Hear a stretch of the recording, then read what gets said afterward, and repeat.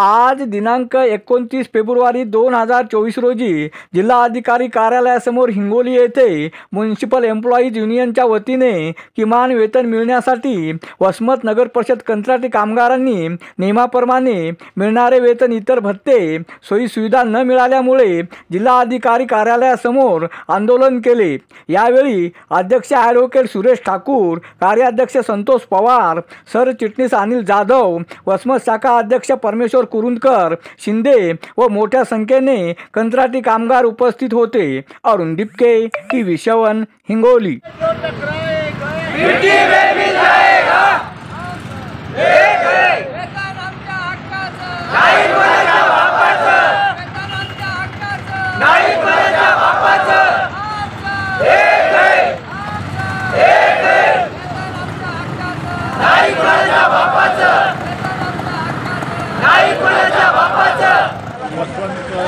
नगर परिषदेमधून आलेलो आहोत।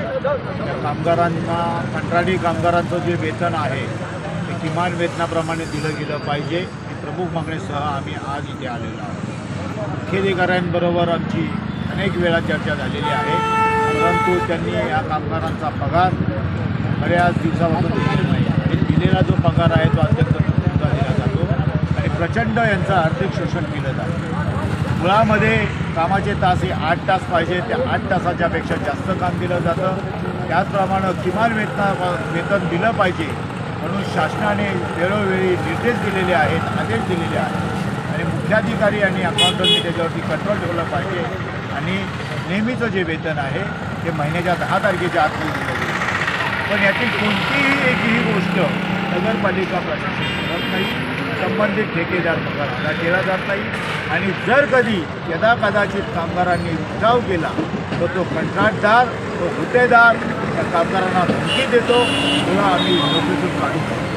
ही लोक जी आहेत ती 10 वर्षापासून सातत्यानं शहराचं स्वच्छता सौंदर्य वाढवावं म्हणून आपलं दिवस रात्र काम करत आहेत।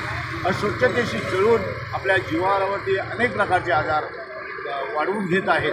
असं असताना त्यांना पगारापासून वंचित ठेवणं ही महाशोषण करण्याची पद्धती या सरकारमध्ये चालू आहे आणि ही पद्धती बंद करावी म्हणून आम्ही आज इथे 1 दिवसाचं धरणा धरायला आलेलो आहोत। जिल्हाधिकाऱ्यांना सांगणार आहोत तत्काळ ह्यामध्ये हस्तक्षेप करून या लोकांचा पगार विनाअट दर महिन्याला किमान वेतनाप्रमाणे झालं पाहिजे। त्यांच्याकरता त्यांना जी प्रॉव्हिडंट फंडाची सुविधा आहे, त्यांची वैद्यकीय सुविधा आहे, घरभाडे भत्ता आहे, ह्या गोष्टीसुद्धा मिळाल्या पाहिजेत।